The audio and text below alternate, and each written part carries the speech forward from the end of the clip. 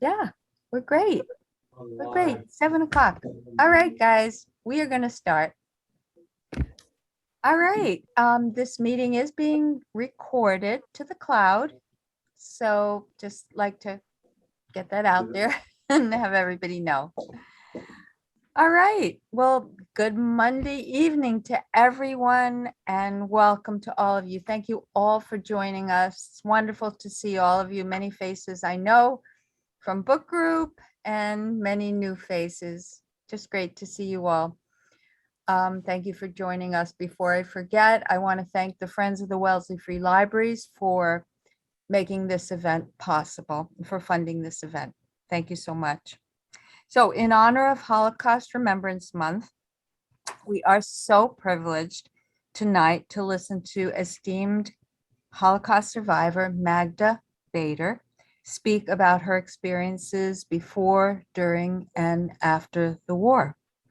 And as our uncertain times unfortunately force us to witness cruelty and hatred and bias and persecution again, more than ever, we welcome Magda's insights as we remember and we say, never again, never again.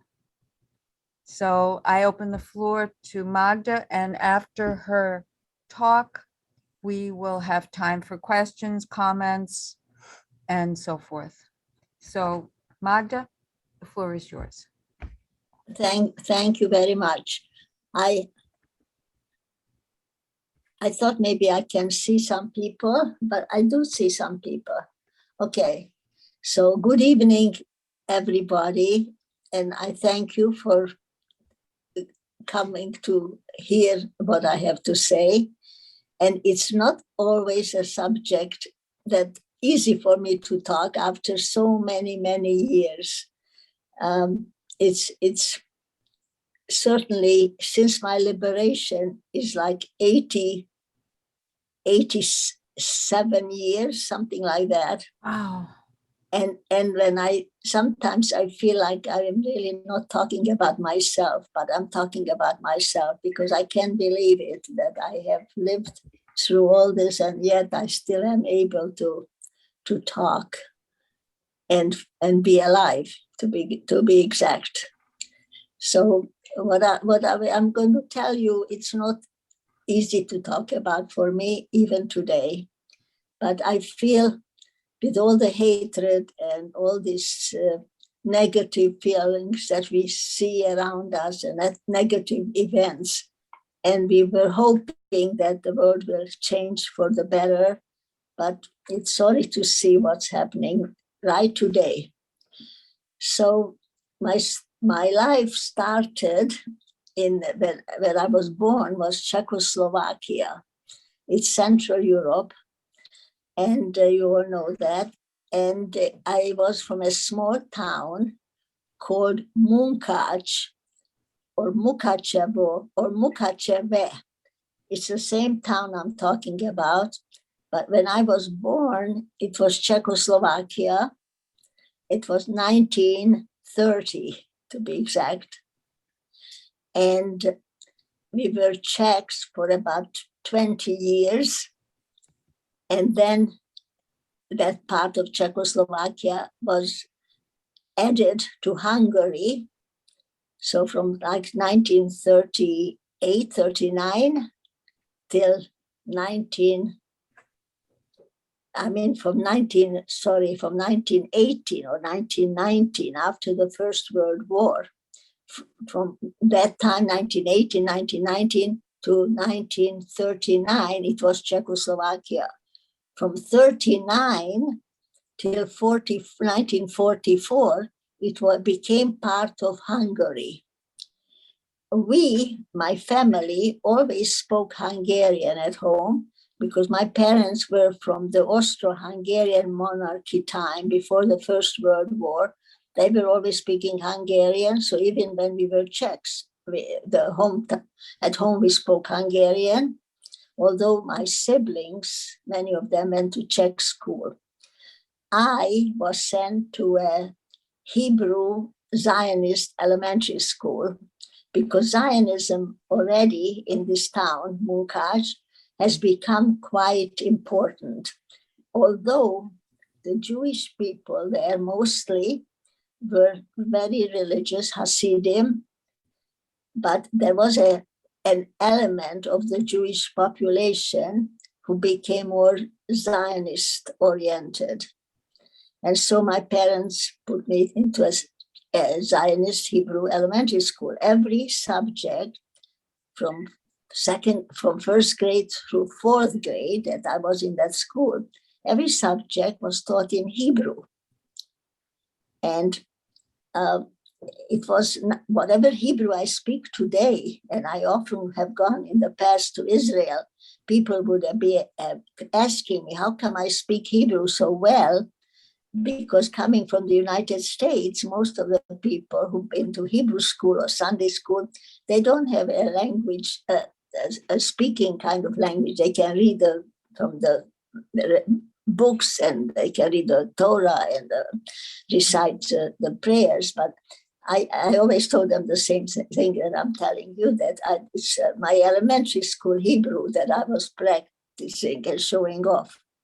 Anyhow, I came from this little town, only population was about 30,000, and almost the half of the population was Jewish. The other half were mostly Catholics, maybe Greek Orthodox Catholics or the other Roman Catholics. And it was a small town surrounded by villages of farmers, peasants, people, or various ethnic groups. There were Ruthenians, Hungarians, Germans,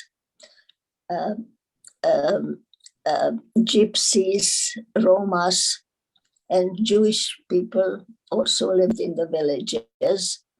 And they were the farmers who brought in the products or the produce to the towns on market day.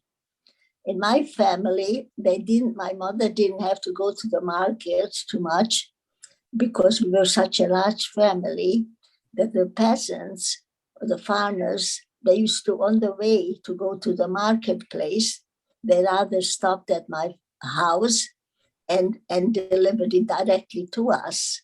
And I remember my mother was always very nice to these peasant ladies and women, made them coffee or soup, made them sit down to rest. So there was a nice relationship, whether they were or Ruthenians, kind of Russians, or they were Germans.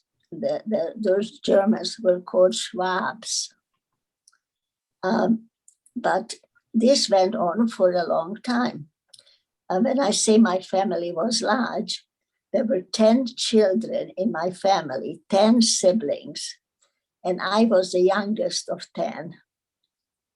And I never remember any negative things that happened in the family.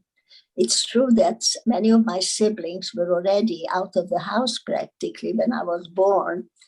And they all went to high school.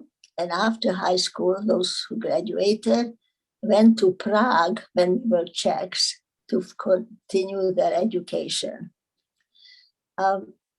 We were not wealthy, but were comfortable. My father had a tailor shop, something like an elegant kind of tailor shop, which was on the main street of the little town.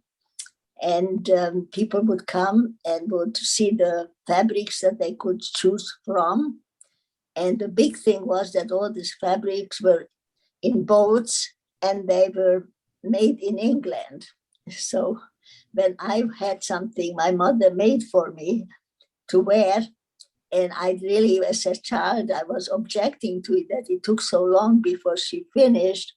And it was mostly I inherited from my sisters who were older, and she would make it smaller for me.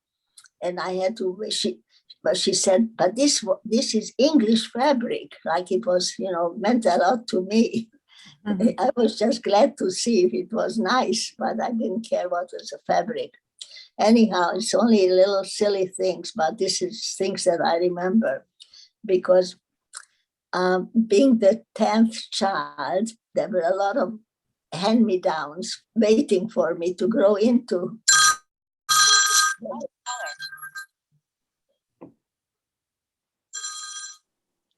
I'm sorry about that. Hello? Hello? Hello? Sorry about that. It's okay. I put my phone near me so I don't have to get up and waste time. Anyhow, so when I say the 10 children, it was the same mother, the same father. And all the children grew up to be normal, healthy, mentally, physically. And that was a big blessing those days. And I really am amazed even today to think about that. Mhm. My oldest brother, when I was born, was already 27 years old.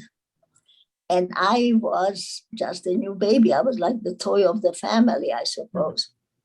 And I was, a big age difference, 27 years old. I will show you a photograph, just maybe you can see it, my family, and you can tell right away where I am. Can you see it? Yes, we can So see it. the little girl is me, right? Okay. My mother was 44 when I was born. My father was 6 years older. As I say, he, we lived comfortably. It was a big house, a big yard, a big garden, like a fruit orchard behind the house. And my mother used to love to garden and grow vegetables or flowers. And my father went to work and he was to go and see what my mother was creating in the garden. And amazingly, today I have here where I live in Chestnut Hill at the apartment building. We are given a chance to have a little garden. When I say little, it's like 8 feet by 4 feet space. And I said I will be doing a little gardening, but I can't do it. Can't bend so much. I am afraid because it's rather uneven ground. And my daughter offered that she will help me work in the garden. So I feel like it's skipped a generation. I don't do any of that, but my daughter likes to garden. That's great. Yeah, so it's about time to start the garden here. Yeah. I have been away from Boston for a long, long time. I really mostly lived in other parts of the United States, but I will tell you about that later. But let me just continue with what happened to me as a child. My father in the business, one of his sons, the second oldest son, joined my father in the business. My oldest brother, what my father did, he was a businessman in Prague, and he had a very elegant kind of tailor shop in Prague. The other 4 siblings who went to Prague, they all studied at the university, and my oldest brother helped them to where they lived, etc. One of my sisters studied medicine in Prague. Another brother studied architecture and so forth. Things were okay while we were Czechs. When we started to be Hungarians, that was about the time when Hitler started to expand on his desires of what part of Europe he wants to go to first. So he already, as you all know, in 1933 already started to do terrible things, Kristallnacht in Germany and Austria. And then he proceeded to occupy Poland. And then you probably know, all of you know about it, that he had eyes on one part of Czechoslovakia, which was more of a German part. That part was called Sudetenland. There were ethnic Germans in big number living there.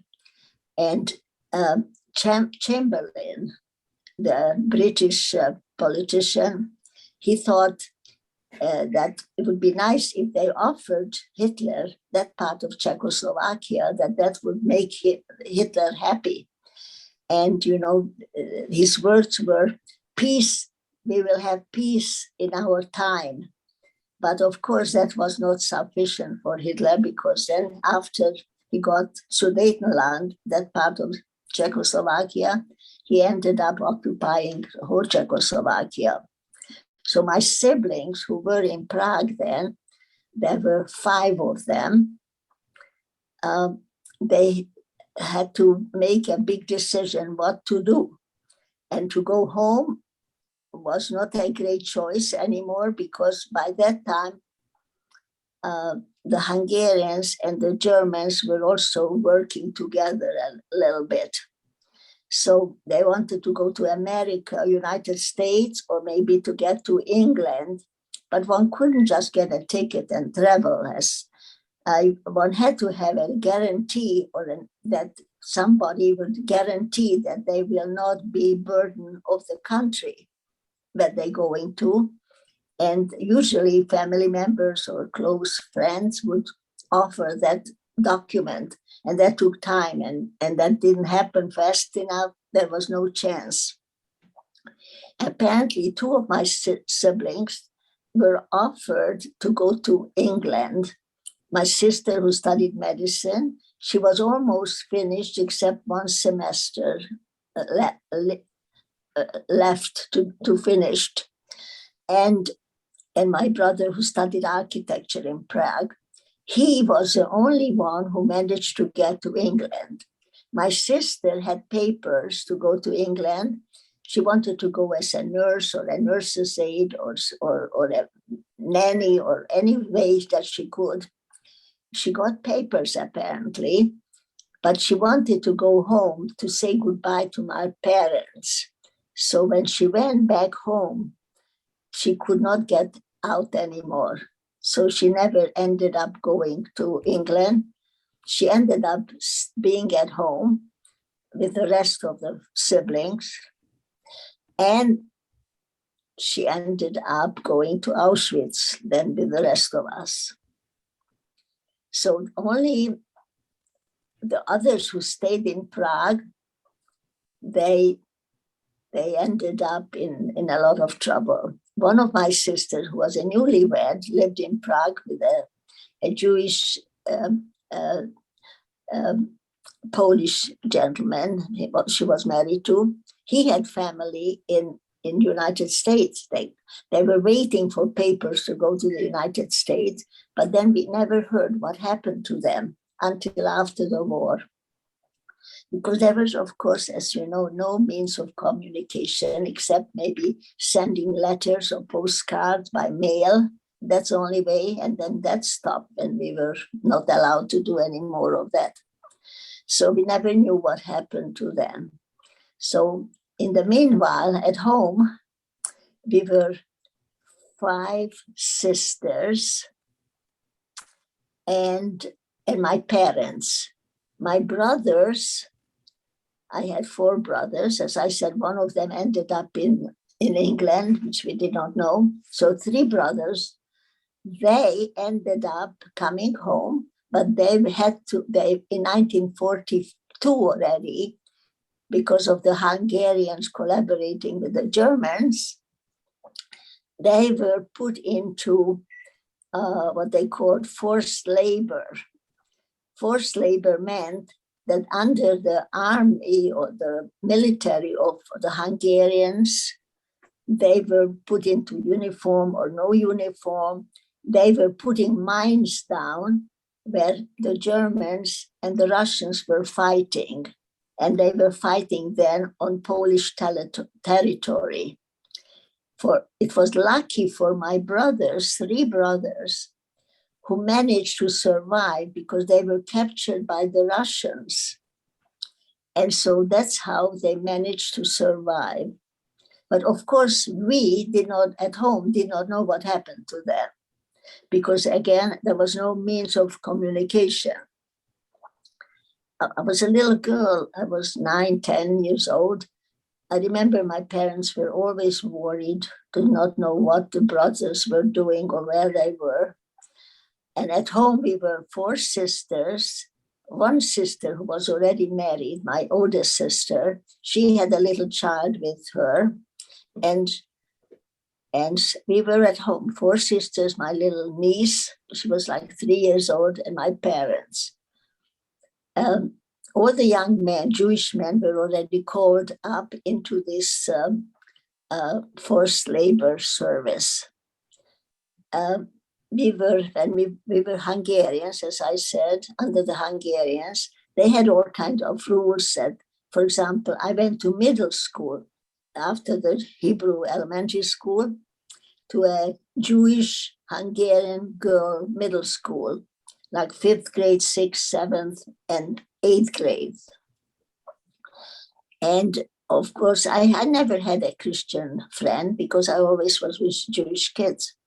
My sisters who were older, who went Czech schools or Hungarian schools afterwards, they did have some Christian friends.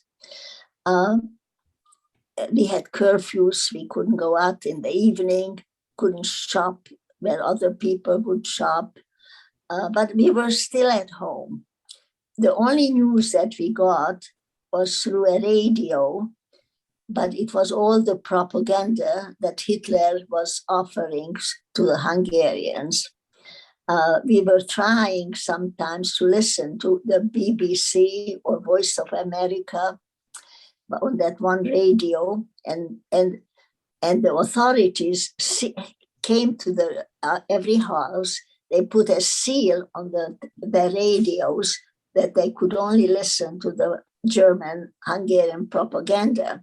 Somehow one of my sisters could remove that seal and then put it back on. But one day we were caught in this, and then the radio was taken away from us and we never heard anymore. So we really did not know what was going on in the world. Before our radio was taken away, and we were listening to the foreign stations that we were not supposed to. My job was, I was like a guard to around the house to see that nobody was spying on us, what we were listening to. So these were my years at home. And then it was in April, like Passover, like this year. I remember we were still at home.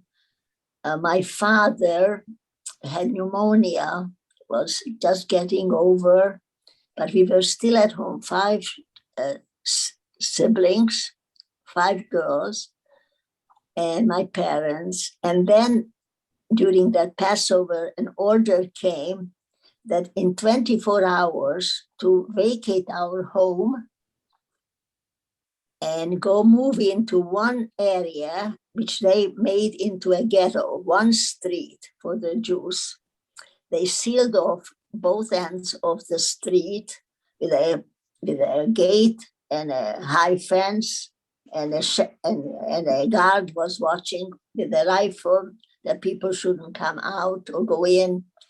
We moved in with some family who lived on that street, and we could only take with us whatever we could carry in our hands because there were no young men anymore around. That we had no means of transportation. People didn't have cars because usually then we were either traveling in a taxi or maybe a horse and buggy. It will take us to the train station or something like that. Because most of we were walking to school, we were walking, riding a bicycle. This was the life. And this is what we knew. And we took with us whatever we could carry in our hands, whatever was valuable to us, maybe some jewelry that we had, because thinking that we could maybe exchange it for some food. We didn't have much food at home, but whatever we could, we took. We did not know for how long we will be in this ghetto or what will happen to us. We never heard before of concentration camp or death camps or those horrible place that we found out later on. So we stayed in that ghetto only for a short time, like it was from middle of April till end of May, more or less. And then an order, and conditions were terrible. I remember my job was to do a babysitting with my little niece, and then help older people to feed them or just take care of them.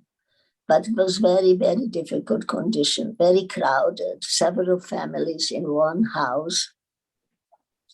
But this was the normal now. And then a rule came out, an order towards the very end of May. We have to vacate the ghetto and start marching.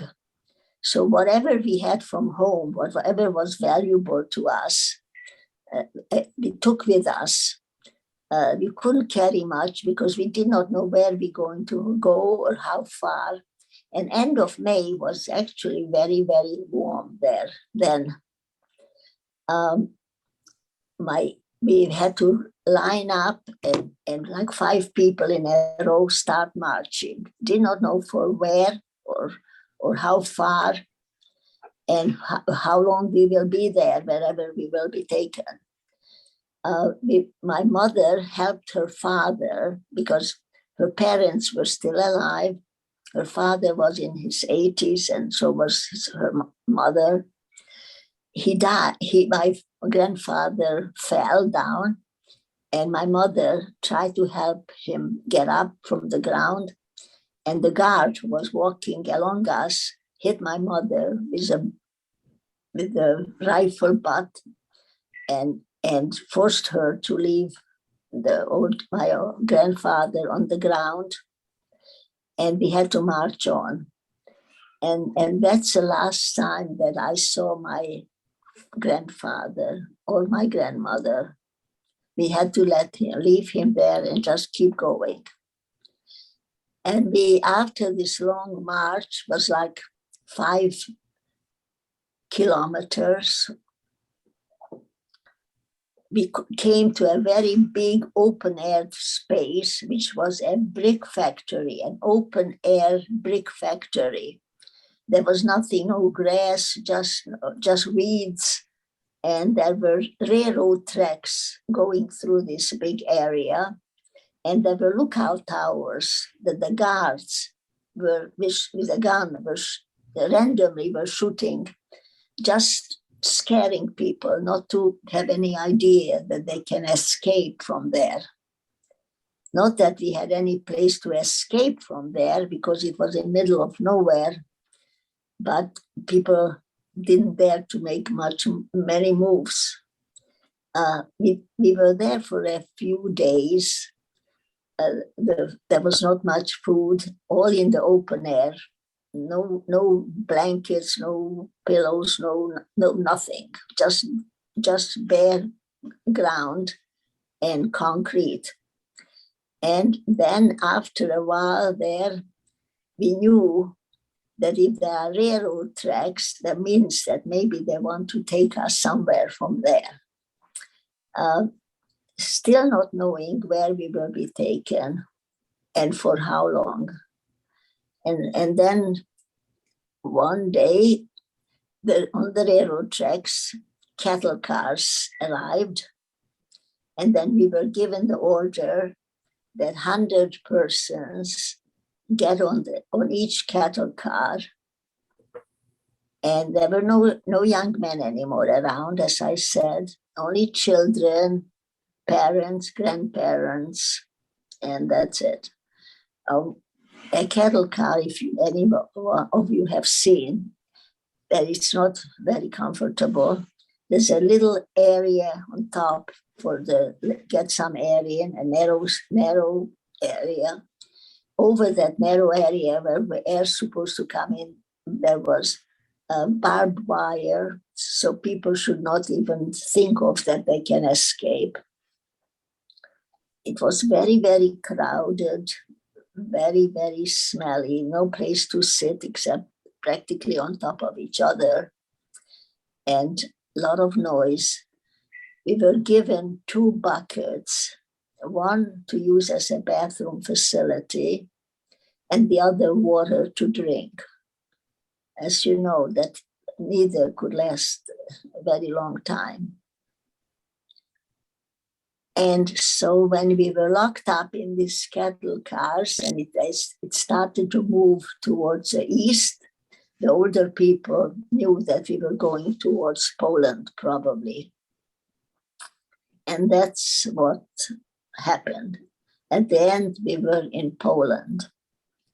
And when we arrived, the cattle cars were opened up. And, you know, in the cattle cars, there was darkness all the time. And suddenly there is a bright, bright light coming in. People were blinded. Some people died in the cattle car. Some people got very sick. It was an impossible situation. A lot of details I cannot tell you because I sort of cut it out of my brain. All these years that I could not remember in any detail what actually took place in there. But finally, we were given orders to start getting out of the cattle cars fast and move fast in groups. Old men or old fathers with young children, one direction, women, mothers, with little children, another direction, and the other young women in a third direction. And the orders were given to us, move fast, and you will see each other, just move fast. And when they said you will see each other and moving fast, you had to make up your mind very fast, which direction you're going. I was then with 4 sisters, the sister with a child went with her. And my mother and I were near each other, but also one of my older sisters was near me. Then they said, you're going to see each other. I let my mother's hand go. So she went with my sister with the baby. And I went with the 3 other sisters. And that's the last time that I saw my mother, my father, and my sister with the baby. They went straight to the gas chambers. We did not know that. We had no idea where they went. We were hoping till the end of the war that we will see each other maybe. But that's what happened. So this was our introduction to Auschwitz. Auschwitz, when we arrived, it was lots of railroad tracks.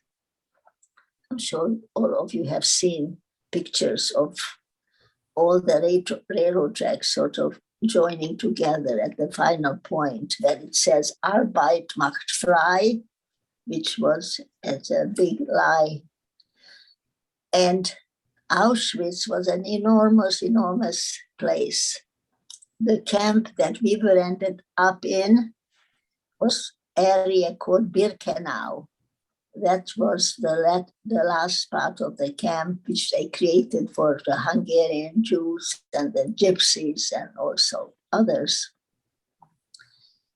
We were given orders, wherever one looked at, whichever direction, one only saw not a blade of grass, only mud and dirt and concrete, long, tall poles of concrete, which were spaced and barbed wire, of course, on it. and those barbed wires were electrified. And then rows and rows of barracks, wooden structures, rather primitive, from big wooden planed tree trunks. And in each of these barracks, there was room, according to the Germans, 1,000 people to be their sleeping place. That wherever you looked, that's all you could see. And so we were led from one barrack to second to third to fourth for different reasons. The first barrack, we had to stop. We had to drop everything that we were carrying. We still had something with us in our hands, which was first maybe from the home and then from the ghetto. And then at the end, we still held on to the dear life because we thought it's still something from home that we will need it maybe. As soon as we arrived to the first barrack, order was to dump it into this big heap.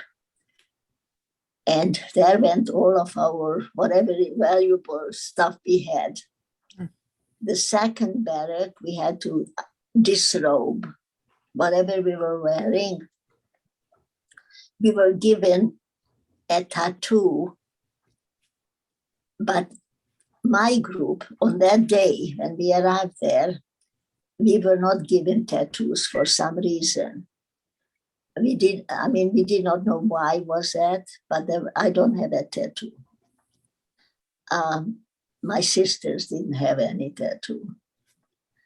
The next thing we were told to go and then take a shower, which was just like any of the other barracks, a big barrack with a little water coming out from little tiny faucets from the ceiling, standing on a concrete block, and have this little water, cold water, come down on you, on a person, and just keep moving, going out on the other end of the block and finding something to put on. No towels, no soap, nothing. No. And then pick out or pick up some clothes in a big pile and put it on, and that was our clothes. Nothing that was ours. And of course, when we had the tattoos or no tattoos, we also were shaved. Our heads were shaved, and this was our new look. The last barrack was our barrack that became our residence. In my case, I remember it was our camp was called the C camp. You know, they went alphabetically, and the barracks number, I remember, was barrack number 24. There was little space between the barracks because the barracks were just used as, like you have seen, 3 layers of shelvings, big shelves like 12 feet by 12 feet, separated like 2 feet apart, 3 levels. And 10 persons had to be lying down side by side at night. And during the day, from early morning, like 4 in the morning, we had to stand outside on one side, along one side of the barrack, 5 persons in a row, to be waiting for being either counted or being selected, waiting for the SS officers or guards come and pick people out of the line for one reason or another. One never knew what was the selection for, whether somebody looked healthy and good working material, or somebody looked not to be living anymore. Whatever was the reason, that was their reason. So we spent more than half of the day just standing outside waiting for that event to happen. A few times I was picked out of the row because I didn't look too much like a working, able person. And they put me into another place. But somehow during the night, we were able to exchange me with somebody else who were also separated from a sister or a mother. But my only thing then was on my head that I shouldn't be separated from my sisters. But that somehow, I mean, we were hungry, we were cold, because at night it was very cold in Poland, even in the summer, and no hair and no covering on. We were all huddling together at night to just have a little body heat from each other. On those wooden planks, there was nothing to protect us. There was no blanket, there was no pillows, no mattress, nothing. So this how it was in Auschwitz, Birkenau. We did not know for how long we will be there, what will happen to us. They asked if anybody had medical background, like when they were selecting. But my sister, who was studying I mentioned to you, in Prague, she did not volunteer because we didn't want to be separated. When somebody was sick, we didn't want to tell anybody that we were sick because we knew then we would be taken out and never returned for sure. And later on, we found out why they look for people with medical background, not to be medical doctors or helping people to be well. Those people were put to work in the crematoriums to put the people to become ashes, you know. This was the cruelty among many other cruelties that they had in store for us. In Poland, Auschwitz, was in the line of the Russians beating back the Germans already. This, I'm talking about the year 1944. Things were already very, very big and nasty. And the Russians were getting closer, and they tried to vacate Auschwitz as fast as they could. They killed people by the millions, practically, by thousands, in every which way, whether being shot or gassed or moved to other camps. And at the very end of the war almost, well, it wasn't quite end, it was in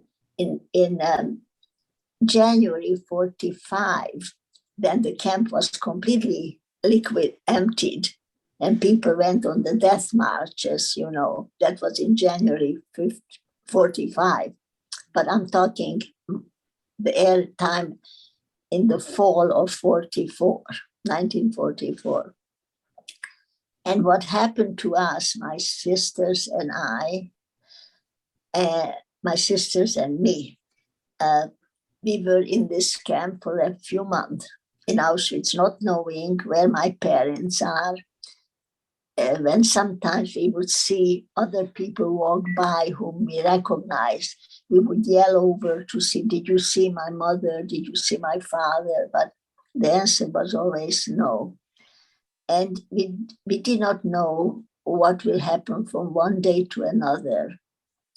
And the food was terrible or minimal, to say the least. At the beginning, we were given a piece of bread. It was like the size of my phone, I think.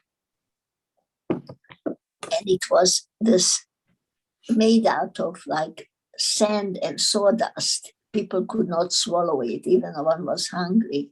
So people couldn't eat it. So they stopped giving it to us for a few days. Afterwards, they gave it to us. We considered it was good already. The main meal was lunch, or a day's meal was like middle of the day. They brought it to each barrack. Each barrack had 1,000 women, with a woman overseeing the barrack. And that person was a fellow prisoner who maybe was in the camp much longer, from earlier times. Usually they were Polish or Ukrainians who were in the camp for a long time, and they were very seasoned and tough people. And this so-called main meal, the soup, was brought in big like garbage cans, but not the nice garbage cans that we see around here, the blue or the green and nicely clean. Those were all beaten up, made of tin or aluminum, bent and all over.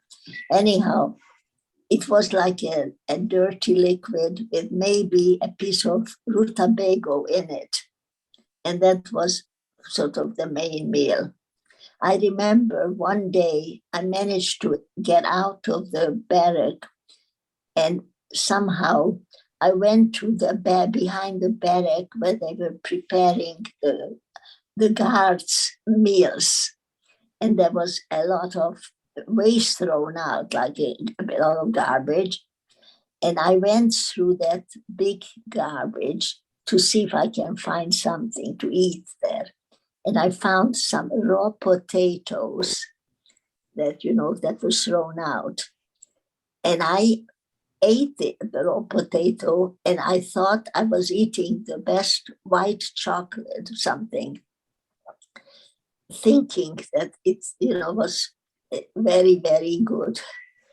After the war, when I thought to myself, I want to try, how does this raw potato taste?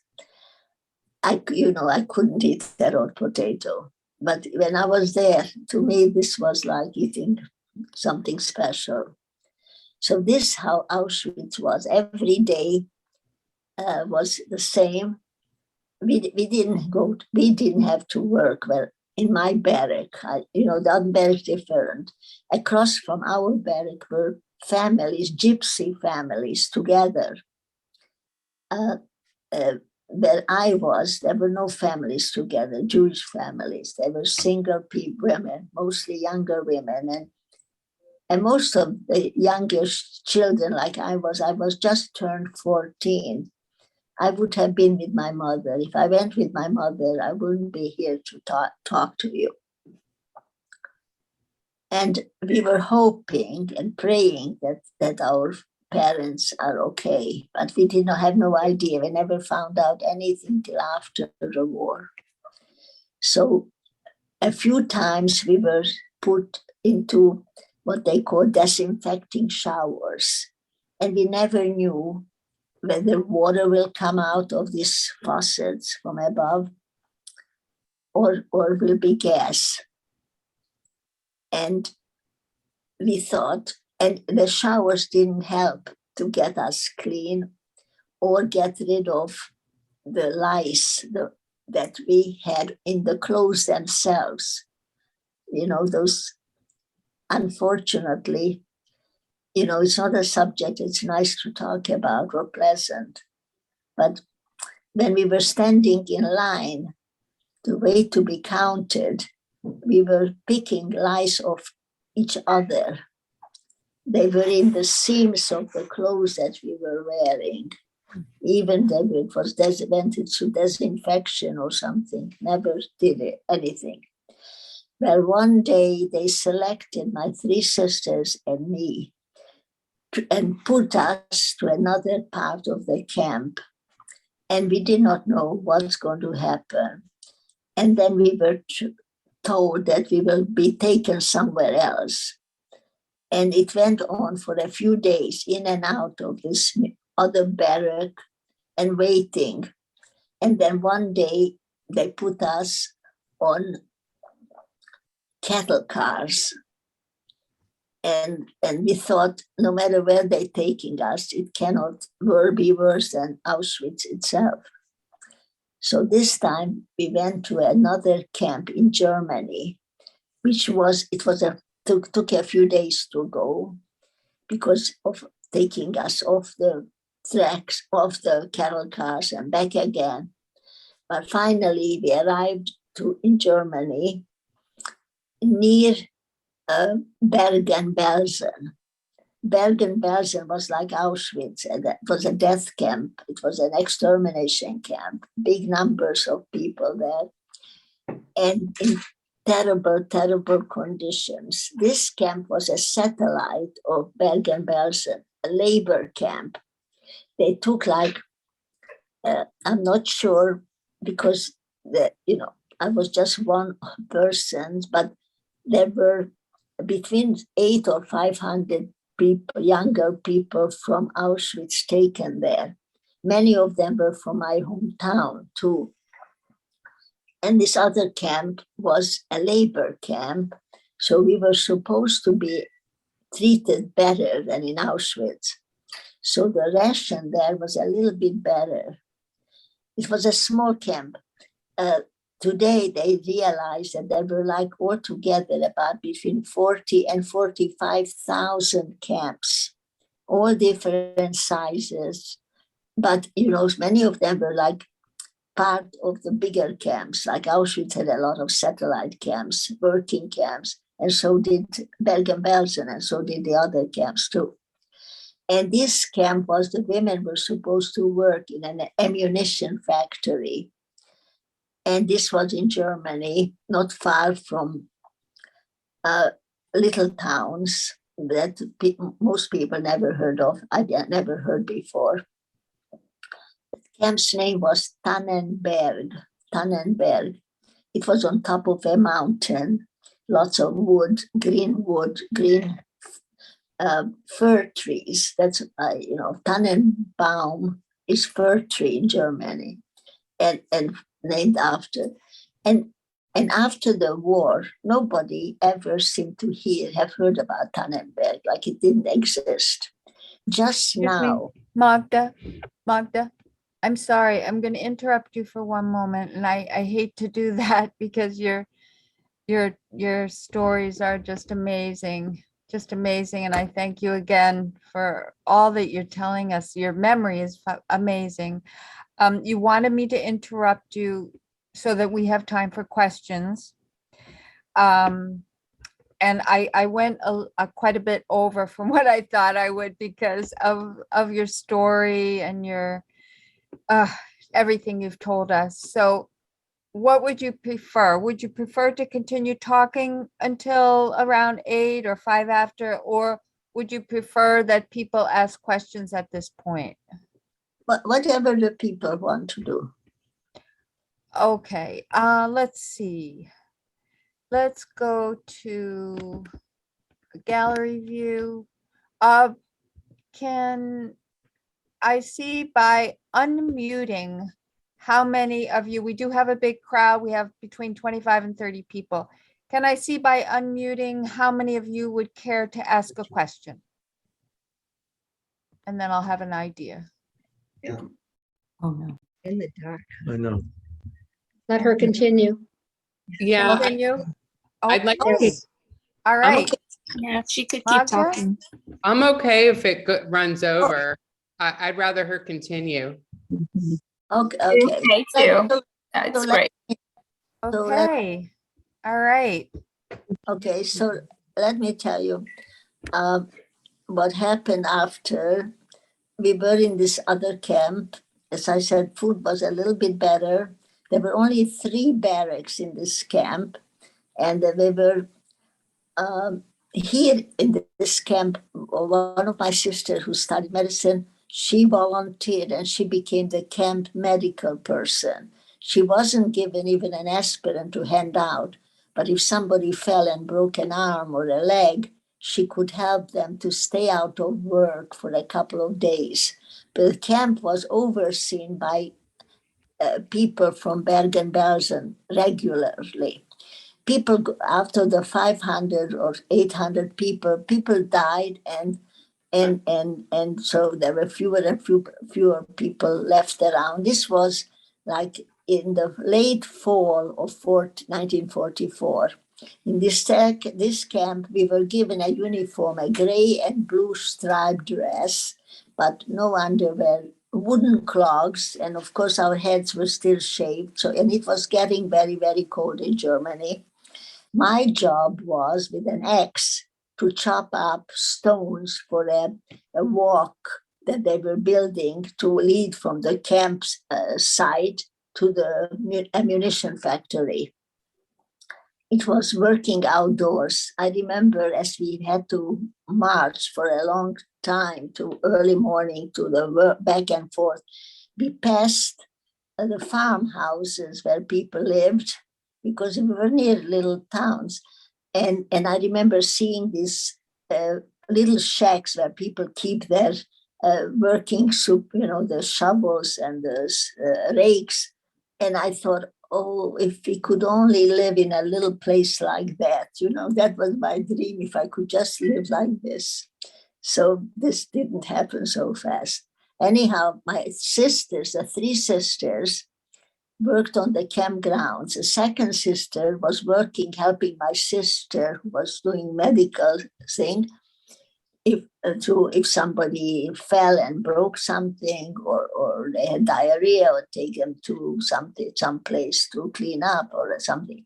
And the third sister, who was the most courageous of my sisters, she worked in the kitchen where they prepared food for the guards. So she could steal her food a little bit there for herself. And her ration she gave me. And I think that's what helped me to survive. Because a lot of people, they got sick, they got dysentery, there was no medicine, and they went down, and then they had to be taken to Bergen-Belsen, and they never came back alive anymore. And this is what happened day after day. We were locked up into the camp, into the barracks. And every night we heard these heavy bombers flying above us. We were hoping that maybe the Americans or the British are coming, and will bomb, and we will be saved that way. But of course, there was no communication. We did not know what was going on. We sort of lost sense of what day it was, And then the ammunition factory was bombed and burned. And then people couldn't work there afterwards. We worked in cleaning up forests, chopping wood, chopping trees off, and things like that. And this went on. And then one night, the camp was locked like usual nights.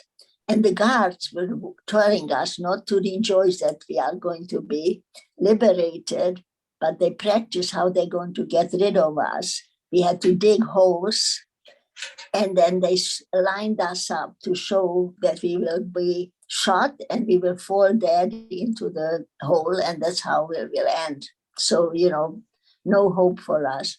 But one night, they locked us up, and then the next morning, when the young women who went to work in the kitchen, like my sister, the cook who worked for the SS guards' meals, he told the young women that the camp is unattended, no guards. The guards escaped to save their own lives. Mm-hmm.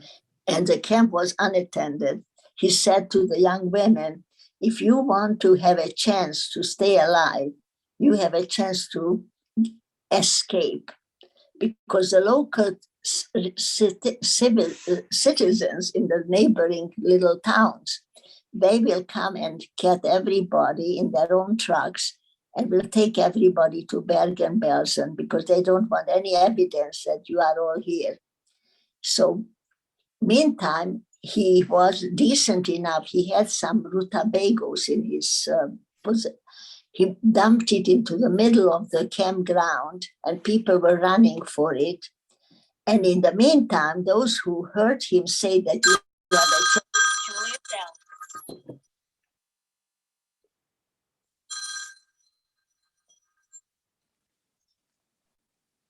Hello. Okay. So meantime, the camp was unattended and was chaos. And those few young women who worked in the kitchen had to make the decision if they really want to escape or try to escape. So my sister told us, so we decided to follow my sister. She said she's going to jump through the kitchen window. And the forest was very close to our camp. And we had to jump off a window, and it was already spring. It was the snow was all melted. It was like mud, and we were in the gray and blue dress, jumped through the window over to the.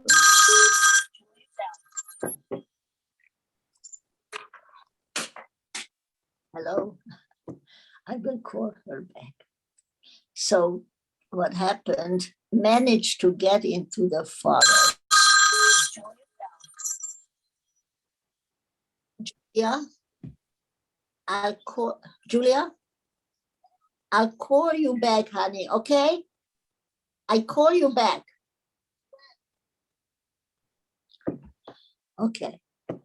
So we were managed, a few of us, young women who were in the kitchen, and us three and other people got the idea to escape into the woods.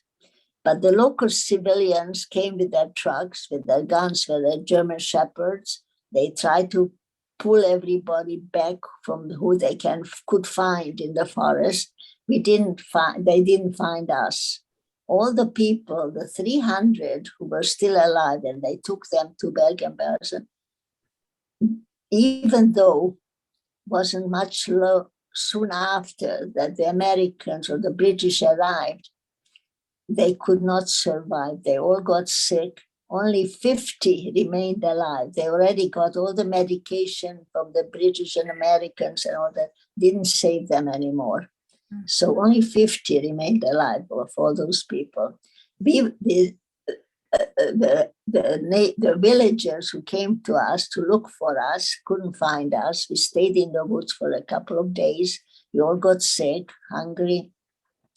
Went back to the campground to see if we can find some food, because we got ear infection and all that, and we couldn't find. So we walked to the highway, which usually led when I went to work, and we met with American soldiers.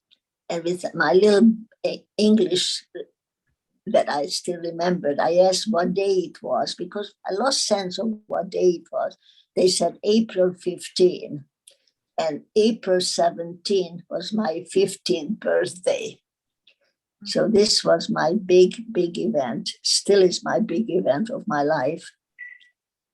And they gave us some food. The war was still going on April 15, because the war was ended May 8th. But for us, the war was over. We got some food. After the American soldiers, the British came, and then this became the British zone. Germany was divided into 3 zones: British, Russian, and American. And they found us an apartment, a couple of rooms in a German house. The Germans were mostly women, of course not. They sort of tried to ignore us. There were no men. There was not much conversation or interest. My sisters and I started to find out what happened to the rest of our family members. It was, not today, not like today that you can dial or you can Zoom and you can find everybody in 1 minute. That was not that. They tried to make lists who remained alive in different camps.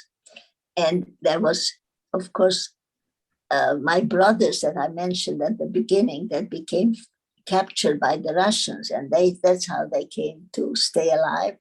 They went back to home with the Russian, and they did not know what happened to us.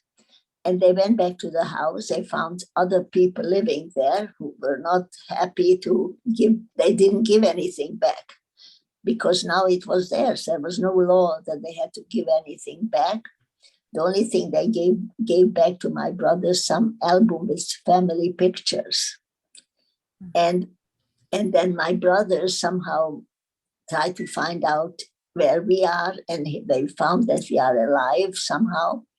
And they tried to get words to us that we shouldn't even try to go back, because there's no home to go back to.